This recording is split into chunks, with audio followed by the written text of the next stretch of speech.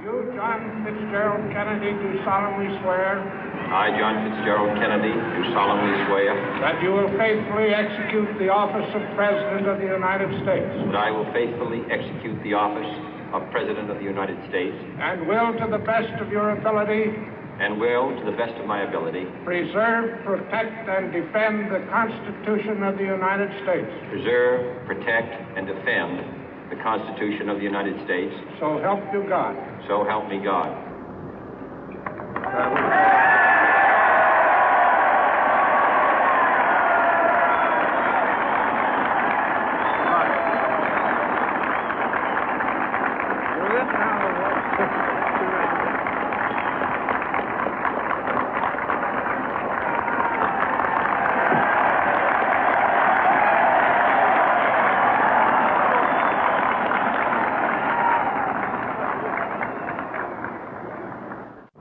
Vice President Johnson, Mr. Speaker, Mr. Chief Justice, President Eisenhower, Vice President Nixon, President Truman, Reverend clergy, fellow citizens.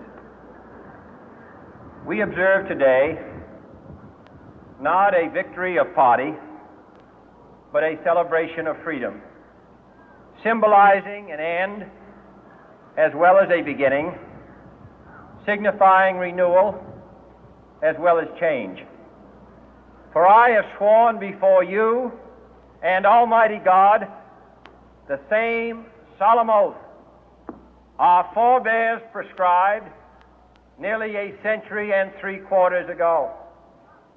The world is very different now, for man holds in his mortal hands the power to abolish all forms of human poverty and all forms of human life.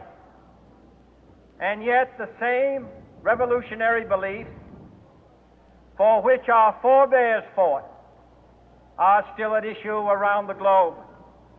The belief that the rights of man come not from the generosity of the state, but from the hand of God. We dare not forget today that we are the heirs of that first revolution. Let the word go forth from this time and place to friend and foe alike that the torch has been passed to a new generation of Americans born in this century, tempered by war, disciplined by a hard and bitter peace, proud of our ancient heritage, and unwilling to witness or permit the slow undoing of those human rights to which this nation has always been committed and to which we are committed today at home and around the world.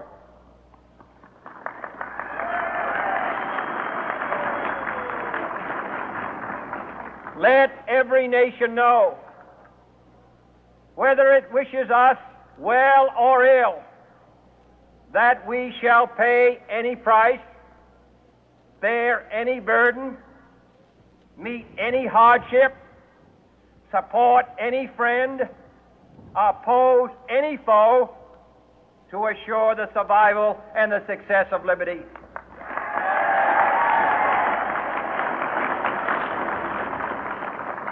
This much we pledge and more. To those old allies whose cultural and spiritual origins we share, we pledge the loyalty of faithful friends. United, there is little we cannot do in a host of cooperative ventures. Divided, there is little we can do, for we dare not meet a powerful challenge at odds and split asunder.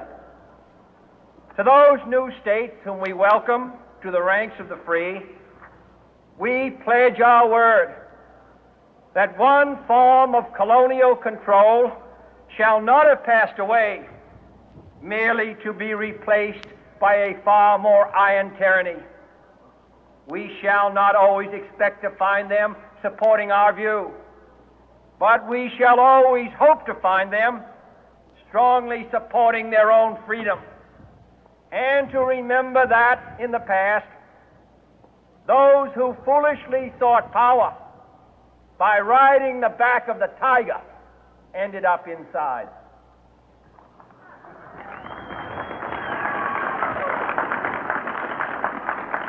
To those people in the huts and villages of half the globe struggling to break the bonds of mass misery, we pledge our best efforts to help them help themselves for whatever period is required, not because the communists may be doing it, not because we seek their votes, but because it is right.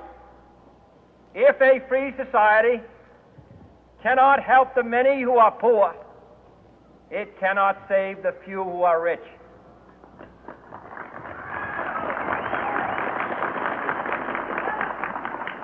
To our sister republics south of our border, we offer a special pledge to convert our good words into good deeds, in a new alliance for progress, to assist free men and free governments in casting off the chains of poverty. But this peaceful revolution of hope cannot become the prey of hostile powers.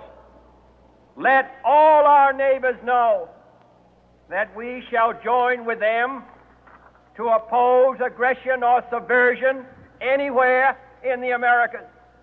And let every other power know that this hemisphere intends to remain the master of its own house.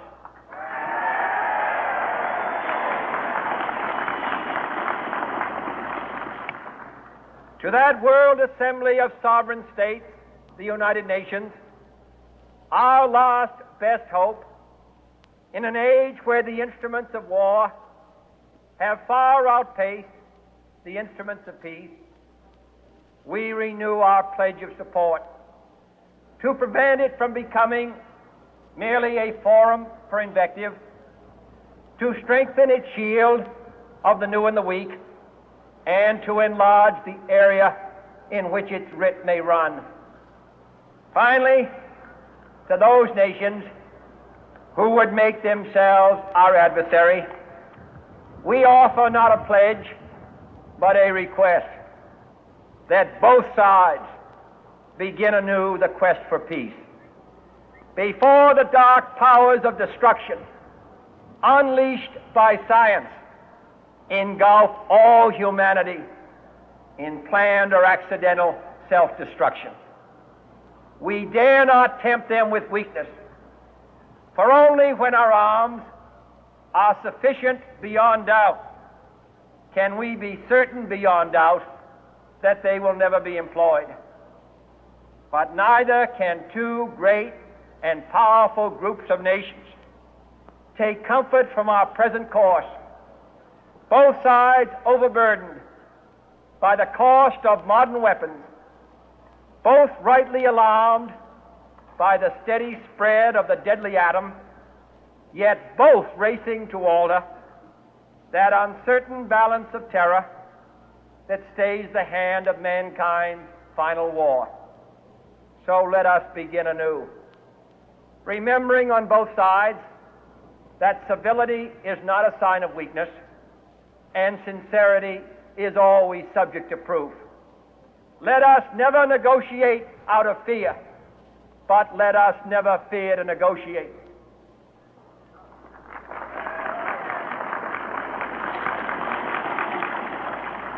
Let both sides explore what problems unite us, instead of belaboring those problems which divide us.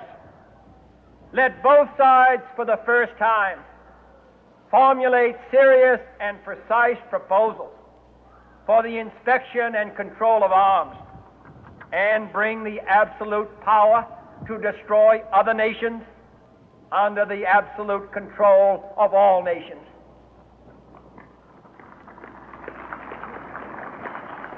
Let both sides seek to invoke the wonders of science instead of its terrors. Together, let us explore the stars, conquer the deserts, eradicate disease, tap the ocean depth, and encourage the arts and commerce. Let both sides unite to heed in all corners of the earth the command of Isaiah to undo the heavy burden and let the oppressed go free. And if a beachhead of cooperation may push back the jungle of suspicion, let both sides join in creating a new endeavor, not a new balance of power, but a new world of law, where the strong are just and the weak secure and the peace preserved. All this will not be finished in the first 100 days, nor will it be finished in the first 1,000 days, nor in the life of this administration, nor even perhaps in our lifetime on this planet. But let us begin.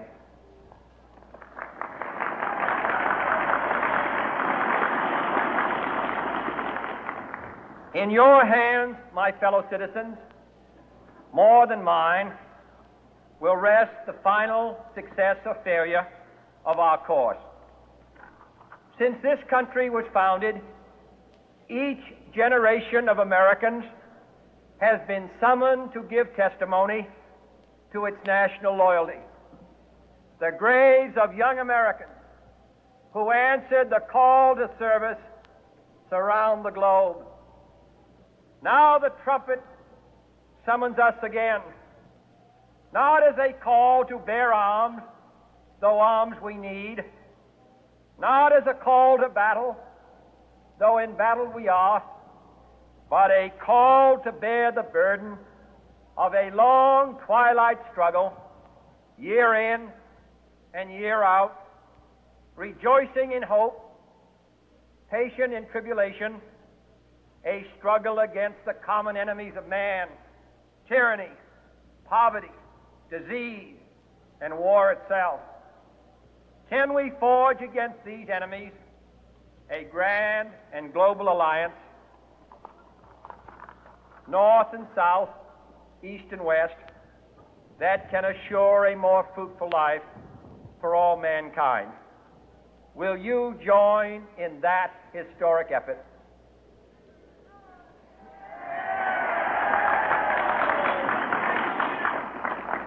In the long history of the world,